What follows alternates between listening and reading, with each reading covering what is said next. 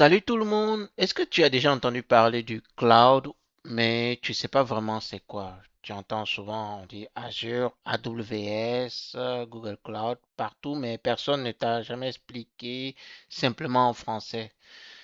C'est exactement ce qu'on va faire aujourd'hui. Dans cette vidéo, je vais t'expliquer c'est quoi le cloud, la différence entre le IaaS qu'on entend souvent, le PaaS et le SaaS.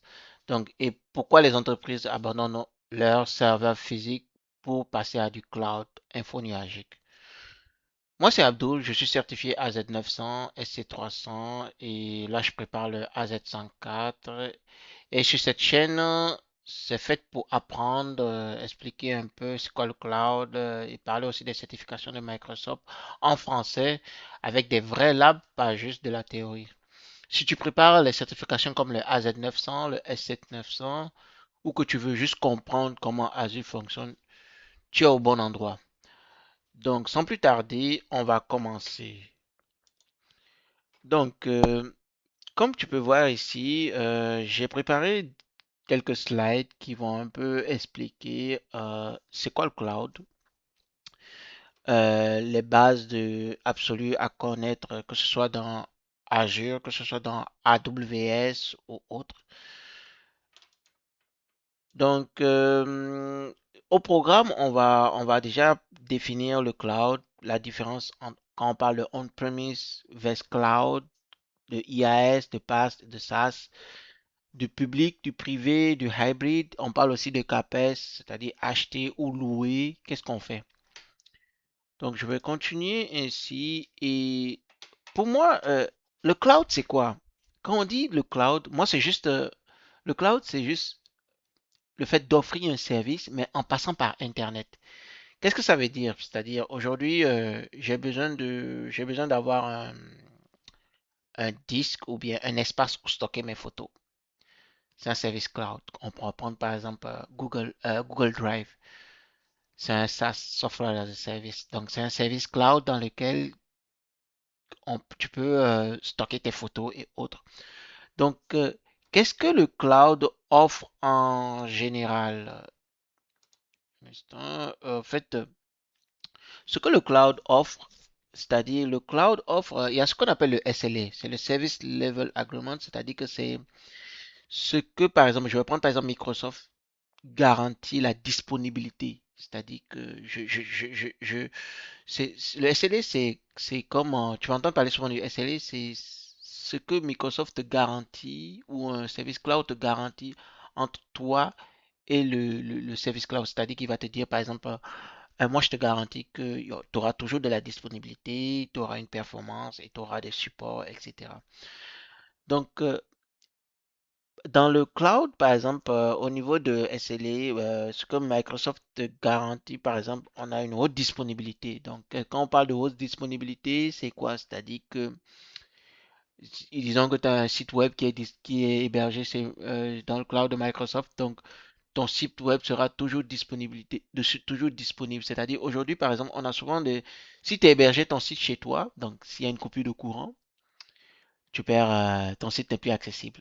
Alors qu'avec Microsoft, même s'il y a un data center qui tombe, il y a une réplication, il y a un autre data center qui prend le relais. Donc, il y a toute cette, c'est là qu'on va parler, par exemple, aussi, je vais parler de la scalabilité. La scalabilité, c'est-à-dire l'application, en fait, ça grandit avec toi. Par exemple, en entreprise, quand tu es chez toi on-premise, donc tu as ton serveur.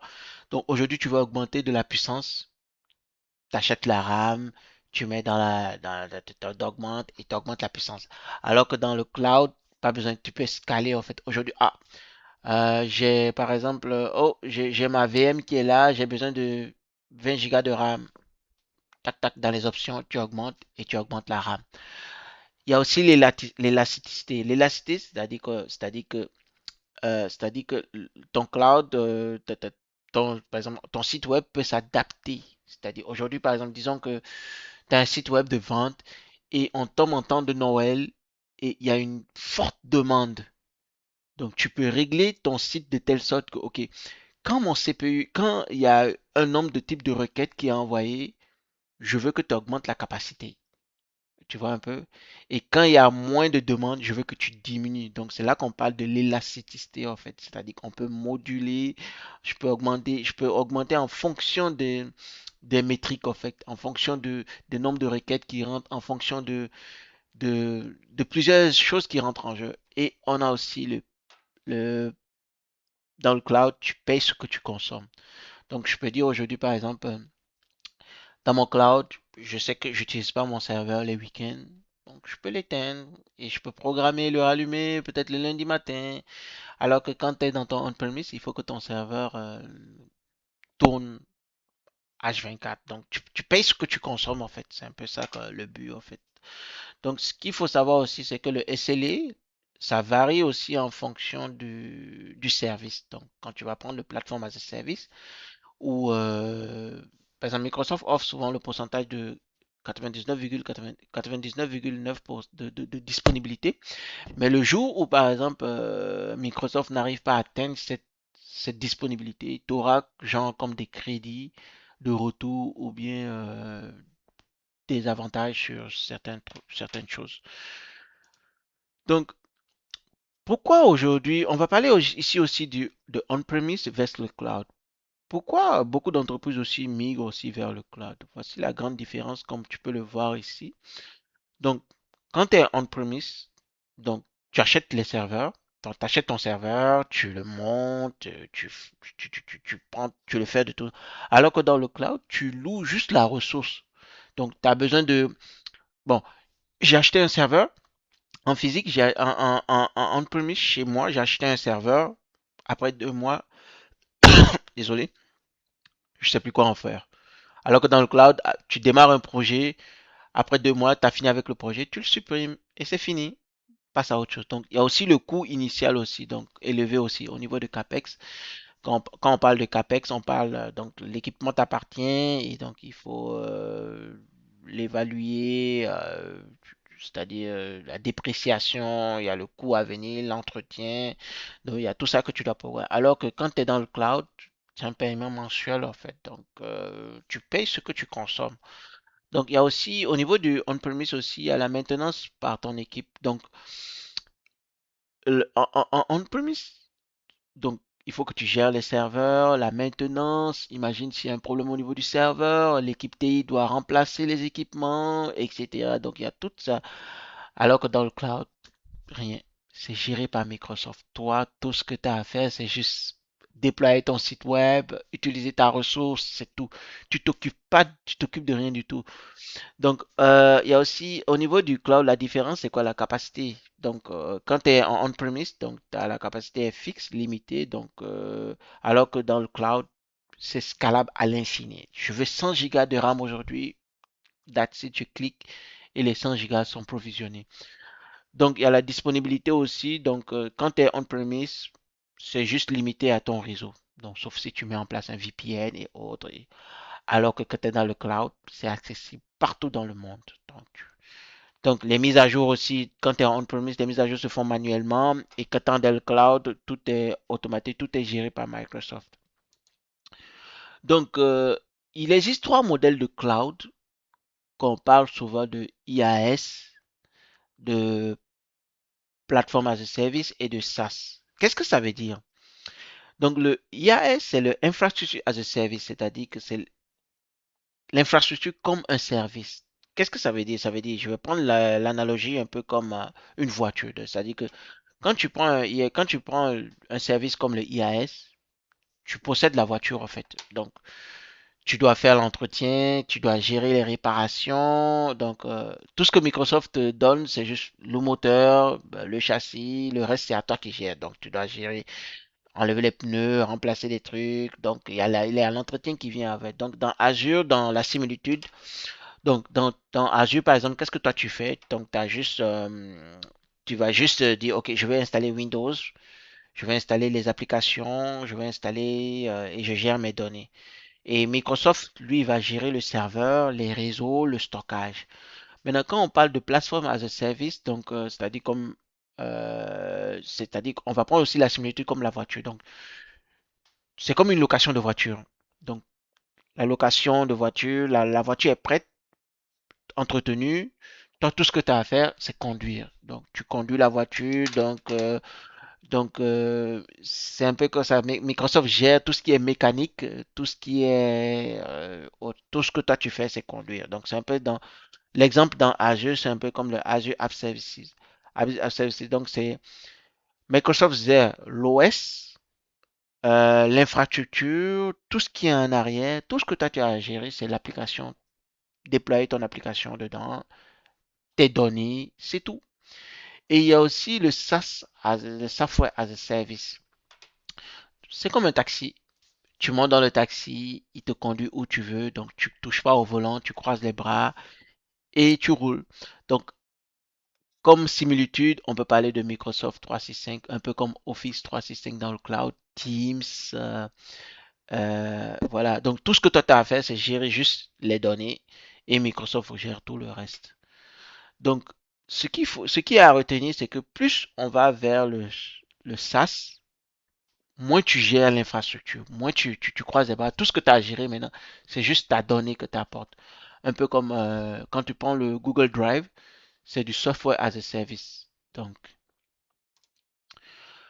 en fait, il existe aussi des types de cloud. On a des clouds publics, des clouds privés, des clouds hybrides.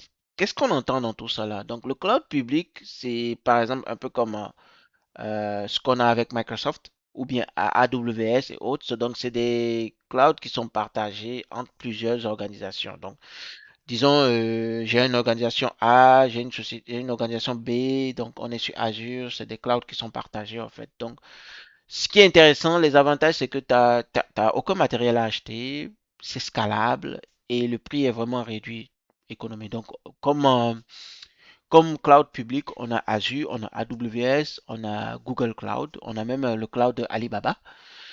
Maintenant, quand on parle de cloud privé, qu'est-ce qu'on parle? C'est-à-dire que quand tu as un cloud privé, c'est toi-même qui héberge, c'est-à-dire toute l'infrastructure dans ton data center.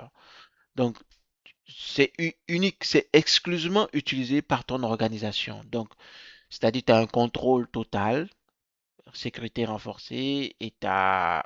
Donc, comme exemple, on a Azure Stack, c'est aussi un écosystème pour avoir, par exemple, si tu veux avoir ton propre cloud privé, on a aussi VMware. Donc, VMware et on entend aussi parler maintenant de Proxmox et autres. Donc, il y a des entreprises qui l'utilisent un peu comme les banques parce que tu veux, par exemple, que certaines données restent forcément dans ton data center. Donc, tu as un espace, tu gères l'électricité, tu gères le tout. Et il y a aussi le type de cloud qu'on appelle le cloud hybride. Donc, c'est une combinaison de cloud privé et cloud public. Donc, les deux environnements communiquent entre eux. Donc, tu as une flexibilité. Donc, les données sensibles, par exemple, tu as des données sensibles qui restent en on-premise et tu fais ta migration de manière progressive. Si tu veux, par exemple, au final, par exemple, migrer vers le cloud, donc ce mode hybride te permet d'avoir les deux en même temps sans pouvoir. C'est ça. Donc, l'avantage financier au niveau du cloud, on a ce qu'on appelle le CAPEX, donc la dépense en capital, tout ce qui est on-premise. On a aussi ce qu'on appelle le OPEX, c'est-à-dire la dépense opérationnelle. Donc, ça, c'est dans le cloud. Donc, quand on prend, comme au début, je disais, donc, quand tu prends le cloud, le CAPEX, par exemple, on-premise, donc, tu as l'achat du serveur physique, c'est à toi de le faire. Tu as le coût initial qui est très élevé. La dépréciation sur plusieurs années, difficile à ajuster parce qu'il faut, si tu dis, OK, j'ai installé un serveur, je dois rajouter de la RAM, j'ai besoin de la puissance, ben, tu rajoutes un autre CPU, tu rajoutes de la RAM, donc il y a la maintenance qui est faite par l'équipe interne. Donc c'est l'équipe IT qui s'occupe de la maintenance. Alors que quand tu passes dans le cloud comme Azure par exemple, tout ce que tu as à faire, c'est un paiement mensuel à l'utilisation, pas d'investissement initial, déduit comme charge dans l'exploitation et c'est scalable en quelques fractions de minutes. Tu peux facilement passer de 2 gigas à 20 gigas de RAM sur ta VM. Et le tout est géré par Microsoft. Tu n'as rien à faire. Donc, ben, dans les années AZ900, le cloud, c'est souvent demandé. Le cloud, c'est souvent le modèle OPEX. OPEX. Donc, Microsoft est responsable du matériel physique. Il y a souvent partage de charges, en fait. Ok, donc ça c'était la première vidéo que j'avais voulu un peu vous présenter du cloud. Donc pour ce qui est de l'examen au niveau de AZ900, souvent ce qui est vu c'est que ben, on va te demander c'est quoi le cloud, c'est-à-dire la définition du cloud, c'est-à-dire avoir un service via Internet avec un modèle par exemple. Je ne paye que ce que je consomme. Donc, on va aussi te demander c'est quoi l'infrastructure as a code, par exemple, c'est quoi le path, c'est-à-dire, par exemple, quand tu es dans l'infrastructure as a code, c'est toi qui gères l'OS, les apps, et quand tu es dans le pass, c'est toi, tu gères tout ce que tu as à faire, c'est programmer ton code, ton site web, tu les déploies, Microsoft gère le reste, et le software as a service, tout ce que tu gères, c'est tes données. Donc, un peu comme le Drive, donné comme exemple. Donc, tu as ton Drive, Google Drive, tu mets tes photos, tu t'occupes pas de où c'est géré, comment c'est géré, la maintenance. Non, toi, tout ce que tu as à faire, c'est déposer ta donnée. Donc, et il y a aussi ce qui est évalué dans le AZ900, c'est le CAPEX aussi. Donc, achat de matériel ou OPEX, paiement mensuel. Donc, on a aussi le cloud hybride, la combinaison du cloud public et du cloud privé. Et on a aussi la haute disponibilité, la scalabilité, l'élasticité et tout. Donc, le SC900 aussi, c'est le cloud partagé aussi. On parle de modèle de responsabilité partagée entre Microsoft et toi. Donc, ça, c'est un peu tout pour ma première vidéo sur c'est quoi le cloud. Si tu as des questions, la prochaine vidéo, donc ici, il y a le site de Microsoft Learn où tu peux avoir toutes les informations. C'est le site officiel de Microsoft qui te permet d'avoir la documentation officielle. Donc, il y a aussi un study guide de Microsoft qui est disponible aussi, que j'ai partagé aussi. Donc, la prochaine vidéo, on va parler un peu on va rentrer un peu plus en détail, c'est quoi Microsoft Azure. On va essayer de créer notre compte gratuit pour pouvoir commencer à faire des labs et tout.